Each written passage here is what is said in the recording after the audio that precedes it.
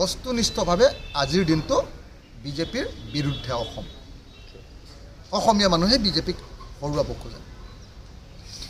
কিন্তু সাবজেক্টিভলি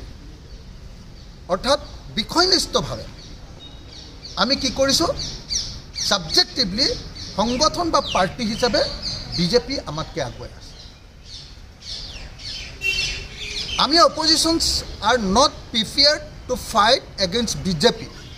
এতিয়ালৈকে যি ধৰণৰ প্ৰস্তুতি চলাব লাগিছিলে যি ধৰণৰ ষ্ট্ৰেটেজি লগাব লাগিছিলে যি ধৰণৰ লজিষ্টিক্স ছাপোৰ্ট লগাব লাগিছিলে যি ধৰণৰ আমি নেৰেটিভ বনাব লাগিছিলে আৰু অনবৰতে কাম কৰিব লাগিছিলে সেইটো এতিয়ালৈকে আমাৰ প্ৰিপেয়াৰ কৰি থকা গতিকে আমাৰ ওপৰত নিৰ্ভৰ কৰিব বিৰোধী দলসমূহে যদি সঁচাকৈ ভালকৈ কাম কৰে তেতিয়াহ'লে বিজেপি অসমত হাৰিব আৰু বিজেপিয়ে যদি বেছিকৈ কাম কৰে আৰু বিৰোধী দলবিলাকে যদি এতিয়ালৈকে থকা নিচিনাকৈ ৰৈ থাকে তেতিয়াহ'লে আমি হাৰিম কথা সেইটোৱে খোলাখুলি কথা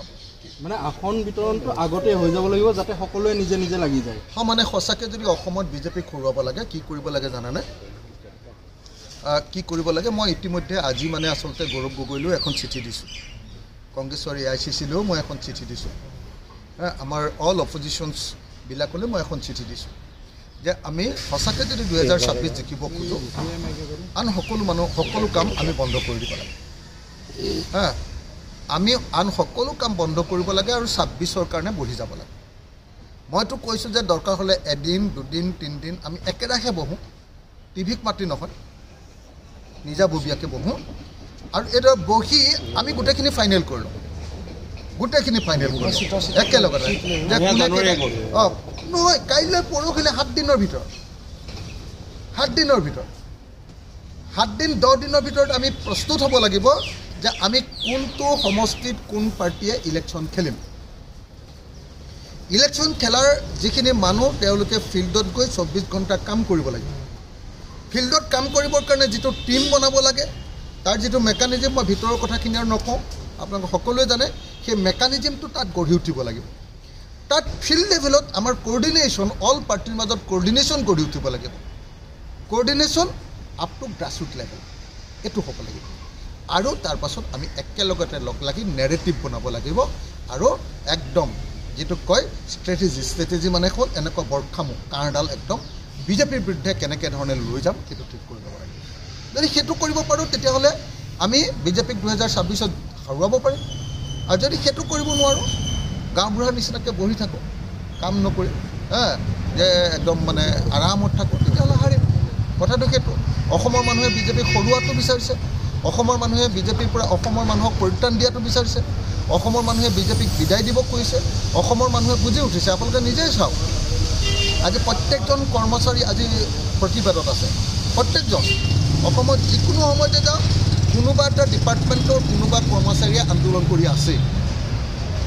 অসমৰ আটাইতকৈ বেছি জনসংখ্যাৰ 6 জনগোষ্ঠীয়ে 24 ঘণ্টা এতিয়া আন্দোলন কৰি আছে অসমৰ ট্ৰাইবেল মানুহবিলাক পৰিশ্ৰান্ত কেলে যে ট্ৰাইবেল মানুহবিলাকক সকলোকে কৈছিলে যে তোমালোকক আমি 6 শিডিউল দিম অৰ্থাৎ সংবিধানসন্মত স্বায়ত্ব শাসন দিম বুলি কৈছিলে নিদিলে একোৱেই নকৰিলে একো কামেই নকৰিলে আছুক আপুনি সুধিবলৈ যাওক আছুক কৈছিলে যে তোমালোকৰ অসম চুক্তিৰ আমি পূৰ্ণাংগ কাৰ্যকৰীকৰণ কৰিম তোমালোকৰ আমি 6 মানে অসম চুক্তিৰ 6 নম্বৰ দফাটো পূৰ্ণাংগ কাৰ্যকৰী কৰিম আৰু আমি পলিটিকেল সেফগাৰ্ড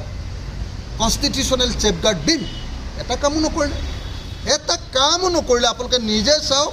যে কোনো ধৰণৰ অসমৰ মানুহৰ কোনো কামেই বিজেপিয়ে নকৰিলে কৈছিলে যে অসমৰ বানপানী সমস্যাৰ আমি 100% সমাধান কৰি দিম অসমৰ বানপানী সমস্যাৰ 100% বাদ দিয়ক 20%টো হোৱা নহ'ব গতিকে এনেকুৱা পৰিস্থিতিত মই ভাবোঁ অকল এটাই কাম কৰিছে হিতাধিকাৰী তৈয়াৰ কৰিছে হিন্দু মুছলমানৰ ৰাজনীতি কৰিছে আৰু বকবাজ কিছুমান অদৰকাৰী কিছুমান লেকচাৰ ফেকচাৰ দি মানুহবিলাকক উত্তেজিত আৰু বৰ্ণবাদী কৰি তুলিছে তাৰ বাহিৰে বিজেপিয়ে একোৱে কৰিব পৰা নাই সেইকাৰণে মই স্পষ্টভাৱে ক'ব খোজোঁ আজি উজনি অসমৰ আটাইতকৈ ডাঙৰ জনগোষ্ঠী আহোমসকল চুতীয়াসকল চাহ জনগোষ্ঠী তেওঁলোক বিজেপিৰ লগত নাই নামনি অসমৰ আটাইতকৈ ডাঙৰ জনগোষ্ঠী কোচ ৰাজবংশীসকল তেওঁলোক বিজেপিৰ লগত নাই মুছলমানসকল তেওঁলোকো বিজেপিৰ লগত নাই নিজে চাওক আপোনালোকে আজি চাহ জনগোষ্ঠীৰ প্ৰত্যেকজন মানুহে সেইদিনা আপোনালোকে দেখিলেনে চাহ জনগোষ্ঠীৰ মানুহক যেতিয়া তেওঁলোকে সেইদিনা কিবা 20,000 নে 25,000 টকাকৈ যে নচাৰ কাৰণে দিছিলে তাৰে 100 গৰাকীমান ছাত্ৰ আৰু ছাত্ৰীয়ে কৈছে যে আমাক নচা পইচা দিলে কি হ'ব আমাক জনজাতিকৰণ লাগে এতিয়ালৈকে দিয়া নাই প্ৰত্যেকজন মানুহ এতিয়া কনচিয়াছ কিন্তু আমি উই দ্য অপজিশ্যনছ আমি অপজিশ্যনছবিলাকে এতিয়ালৈকে ষ্ট্ৰেটেজি বনাব পৰা নাই কাম আগবঢ়াব পৰা নাই এনেই আমি বহি আছোঁ